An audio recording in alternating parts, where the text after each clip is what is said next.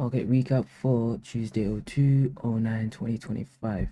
So, yesterday I basically called out, right? Like, what's the target for the week? I'd like us to see, and we just delivered it today. The only problem we delivered it in New York. I mean, that's not a problem to be fair, because not New York, mostly in London, right? I said I do not want to trade Tuesday, because normally a day after bank holiday, I don't know what to expect, right? I want Tuesday to play out to see if we're gonna try to work our way lower. But I thought maybe we'll allow another day to dump it. But I did say Tuesday could do it, but I expected maybe New York. I do need to remember that London is a thing, right? Even though in the summer months London was mostly used as a fake out, not really that much of a continuation, but London's mostly or can start the high of the day. And I do live in the UK, so it's not even like it's a problem for me to like look at the charts at that time. It's just I just got used to just trading New York. I might, I don't know, later on take the advantage of choosing what's better to trade New York or London based on the market. Because yesterday I said the market is already showing us that it's heavy. Which in my head, I'm just saying basically we're most likely gonna dump on Asia, on London. We're gonna dump. Did I expect the dump to be basically the full dump? Hell no, but I expect us to at least dump till here, and then New York will take us there. Anyway, it doesn't matter. I was not gonna trade this day regardless. I remember I woke up around here, right? And I basically like looked at the chart for 1 minute, target everything expecting for the day, and it delivers. What does that mean? That means we're actually in the easy months, right? Like September being easy is actually so true. Like, or like, no, I mean predictable. That's not easy, predictable, more logical. Stuff that are being respected, blah blah. What you expect, right? Which is nice. Finally, right now it's time for me to actually risk heavy risk, like normal risk, and not be scared of like stuff failing, right? So I'm gonna give the expectations for this week and probably what I'm trading, right? So yesterday, as I said, what do I expect us to do? Is take out both these weekly lows, right? And if we're like getting extended, maybe these two weekly lows all in this 1 week, right? Confirming that we're gonna hit the dumping, right?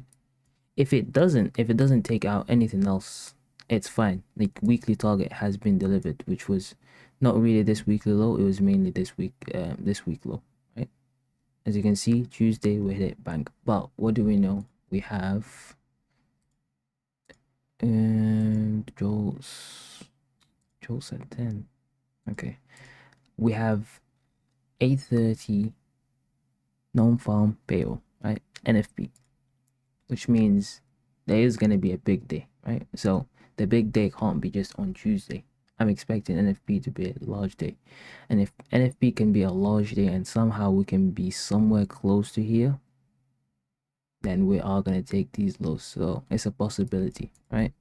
If I look back, there's not really weeks that take that many highs and lows, but this week took two daily like previous weekly lows, blah blah blah. It's possible. I'm not gonna have that full idea until I see, which means when do I want to trade? Okay, so let me work out what happened today, right? And what I see. So I opened like the 15-minute charts and I'm looking for liquidity. Boom. We have this as sell side. I'm not in it, but we already took the big daily sell side. So easiest thing that to my eyes is this buy side and this buy side that we just created, right? You don't see it on the 15, so we drop down to the 1 minute. You can see it's relative equal highs, right? So TP1, TP2 for the day. If what? If we sweep this low or don't take this low. You know what I'm saying? And as you can see, I remember seeing it right here or something. And I was like, damn, I'd buy it, but I know it's gonna take so long. And it did. Look, from 12 till what, 4. Bro, I am not sitting in a trade for 4 hours. I don't care if I'm writing it. I am not sitting in a trade for 4 hours. I like just jumping in and jump out 30 minutes and get the same move or larger, right? I'm not sitting for 4 hours while it's doing all of this in and out, right? So it's weird. It's weird. Normally I'd want to jump in every trade. Right now I'm more inclined to like miss the trades because I just can't be bothered, right? Because I know I could get more. And like, let's say I lose somehow, right? Let's say I try to be extra. I don't know. Look at the change of state here, and then maybe like hit it with this gap, and I try to be like extra nimble with it, right? And then what, entry right there, stop loss right here. I mean, I'll probably would have risked double this, so it makes sense. I mean, let me see. Would I risk double that? Damn. Okay, that's actually not a bad move. But still, let's say I lost for being trying to be extra with it, right? Because at this stage, I know it's not gonna like be perfect because the way that it just delivered here, I know it's not gonna be a perfect clean like V run back because this drop wasn't even as clean, right? Like it's good, but it's not like, oh, and we have so much time, right? We have 4 hours to take out this high and this high, right? Mainly this high, 4 hours. So, in that whole time, it could just do stuff like this, like these big retracements. Even though the idea is probably supported on the 5 and the 15 minutes, I like very precise stop losses, stuff like that, right? And at this time, I would have maybe, like, I would have caught the move 100%, but I might have lost once or twice just trying to be so accurate rather than just have a wide stop loss, right? I don't like having wide stop losses, so I probably would have lost twice before getting the move, which would have made me profitable. But like, let's say I stopped twice thinking like, oh, blah blah blah or whatever, right? I would have already like have to reduce my risk for the days that I want to trade. And again, 4 hours, bro. I am not bothered. At this point, I'm so confident that I know how to trade that I need 1 or 2 days a week max to trade, and then I can make way more by just risking more because I know what I've been looking for the whole week, right? So why am I gonna trade? Now that the market has made these equal lows, right? Old me would have been so bearish tomorrow. It'll be crazy. Like I would not look for anything higher. I would actually show. But I know for a fact we definitely created SM SMT or something at that low. Where's the S? Alright. Okay, not this SMT. This one don't matter, but we gotta there. See? Right there. Low, higher low, higher low. It just looks like that perfect support, right? And guess what? I don't expect them to take it down, right? Because why? We have NFP. NFP is that manipulation day. It's the one where, oh, we're so safe, but when that day comes, nobody's safe type thing, right? So if I'm like a dickhead, right, and I make this market, this is exactly what I'm gonna do. Exactly this. Think that we're safe, and then us go higher throughout the week. For me on NFP to just dump it up, right? So now that I have this mindset, right, what does that say? I'm not gonna be bearish tomorrow. I'm actually gonna be bullish. I'm gonna start looking at these highs. I'm starting looking at this gap, right? And then through the regular, like there is like this that we left, right? We could just take the whole move from Friday up, but mainly is these highs, right? And then the gap here, which will make us under. And in terms just on the day time frame on that CB that I was talking about. Anyway, and then allowing for them to build the confidence that the low is in the market, right? So I'm bearish, but I'm bullish for tomorrow. If that makes any sense, right? I'm bullish for tomorrow, as in tomorrow for manipulation. And like I said yesterday, Thursday, I want Thursday to go nowhere. Would that make sense? If we go up and then we go down, and then on Thursday we consolidate and then go up again, take out just that high to go down again, and then we still stalling in that position. For us on NFP, and let's say in London we go down somewhere here, maybe even create a relative equal low again, and then on NFP we go up again, meander around somewhere around here, and then before 9:30 we just start the dump, and 9:30 accelerates it, and then we just do till what? Till this low.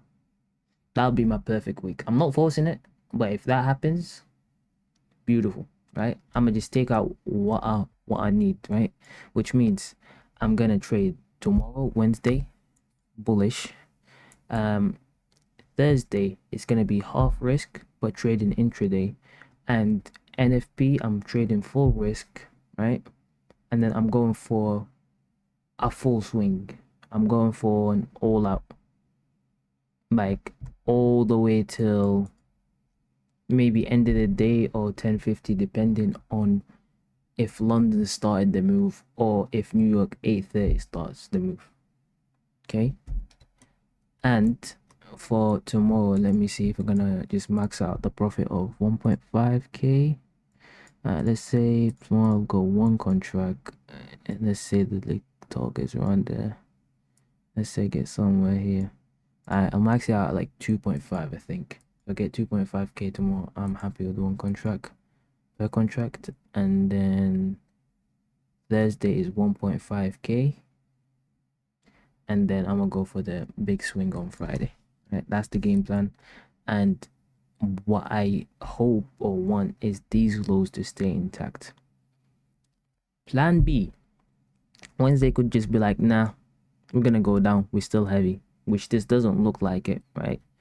Market structure shift, no whatnot on the bigger higher time frames. This don't look like we're gonna take them lows up, but it could. And if that happens, I'll still trade tomorrow. I still have a way to get in on the move, but I'm not gonna have the whole plan for NFP. I might just sit it out until see what NFP does really, and then try getting the move that way. But anyway, just to be diving deeper for this day, if I would have traded it, I mean, there is nothing wrong with trading it. It's just, you see what I'm saying? Like, I would have wanted to go catch the short regardless, because I like shorting. But the long is so easy to catch, right? Think about it. What do we have? Initial buy side. Cool. Right? We take initial sell side here. We inverse this gap, right? And then it might look hard to enter on like a 1 minute, but on a 15-second, the fact that we just go above and close on the CE right here, I guarantee you there's some 15-second fair value gap for you to enter, right? Guarantee you. Let me look at it.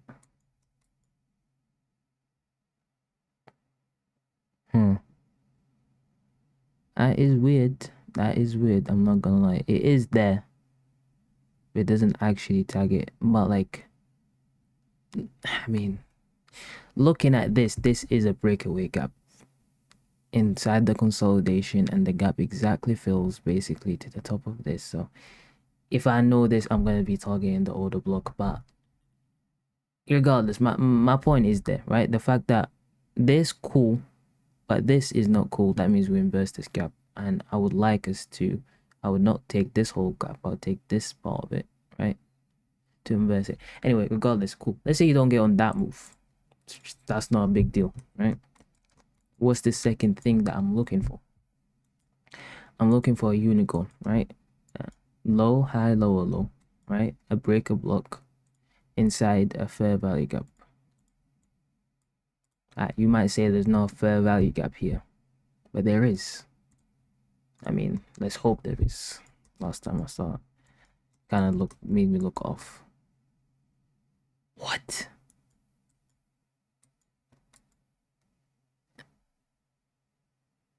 I'm so confused. of the delivery, right? Normally there is one. Why do I say that? Because wicks are gaps, right? The wick is a gap. Even like we had an immediate rebalance here, otherwise it would have been this would have been a fair value gap. But I'm gonna count the wicks as a gap. It's actually so weird seeing some of these wicks not be gaps because normally they're so consistent of having a gap inside it. Regardless, the point is still there. You're entering a breaker, but technically it's like, well, like, you know, if you're looking at the if you really try to find the gap, you will find that gap in the lower time frames. Right? If you dive into the file, I'm not doing all of that, right? I just know I'm gonna count this wick as the gap, right? And because of this immediate rebalance, where will my stop loss be at this low? Because this is a balanced price range, and I would not want us to go even enter this because I want this to act as our breakaway gap, right? Remember in that 15-second, we seen our breakaway gap. Now in the 1 minute, we're seeing our breakaway gap.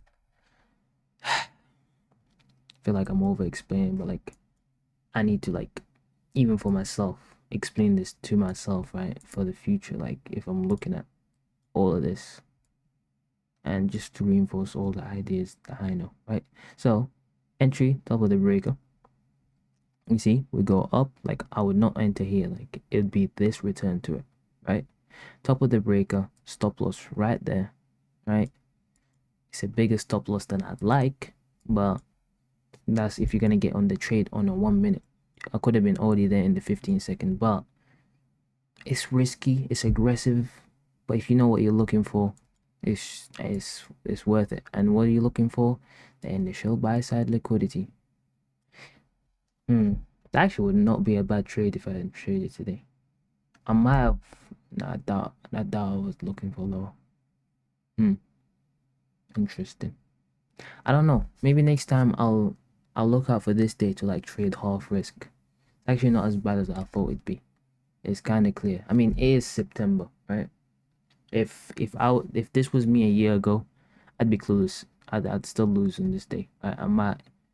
I'm looking at it as in like it's easy, but it's actually not the easiest, right? It's not the clearest, but like once you know what you're looking for, it's there, right? So after we take that, what am I looking for now? I'm looking for us. Where are we in terms of our large opening range gap? Because I remember where we open, where we close is pretty big. So there to there. So I'll be watching price, right? So remember our blue line, we do not touch it. I'm expecting us to touch it. When? By 10 p.m. By 10 p.m. we don't even reach it. So we do fail the 70% rule. We go down to the lower quadrant of it, and then we go up and we fail, and then break lower, right? Think of this as a balanced price range right now. I would not want price to go up there again. Aggressive entry is really that mini, you want to call it an order block, right? That basically just institution order flow into this and basically mainly get into that low, right? Of this whole like block of price action. Then we drop down, we go up back to the order block, I'm guessing. I mean, we in the range of it, but I'm not really gonna count it. Just a slow delivery basically to the downside, right? That's if you want to take the short. Cool. But what would be best if you took the long, okay? You take the long, you wait for the short. The short, are we gonna go all the way down? No. When you see this, no. What are you waiting for? Some big market structure shifts, some inverses, right? There's a mini one, right? By the second that we start not respecting this gap right there, we go up and then we go down. Are we gonna go down? Nope. And we see you go up, and then once we make that breakaway gap, boom. From here you start looking for entries. Enter on this order block, just enter in any gap, whatever, stop loss below this low, and just let it ride. And you can see eventually after that 4 hours, where's the target? This, right? It's these equal highs for a reason, but it's us filling the gap for the day, right? Because we're not willing to go lower. And what's above that? The midpoint of the opening range gap above our buy side liquidity. And what's above that, if we're feeling extra for the day, right? As you can see, final hour macro right there took us to it. And then the extra 15 minutes, I'm counting as closing here, took us where? Took us to the upper quadrant and took the highs up. Let me just double check this upper quadrant.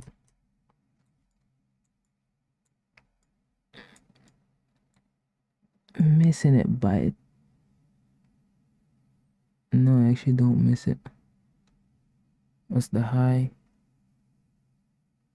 37,450, and this is at 37,450. Doesn't even miss it. Actually hits it to the tick.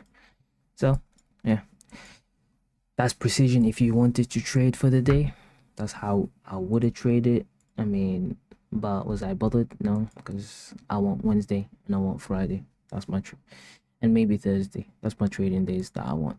But I'm glad that the market is finally back to normal, right? None of the extra BS that we had in August, none of the extra BS that we had in July. We're back to normal. We're back to precision elements. And I'm guessing that's why even ICT kind of takes breaks at these like times. You know, come back in September, right? When it's accurate so you can teach properly. Anyway, that's the market recap, and I'll update you tomorrow on how it goes. Peace.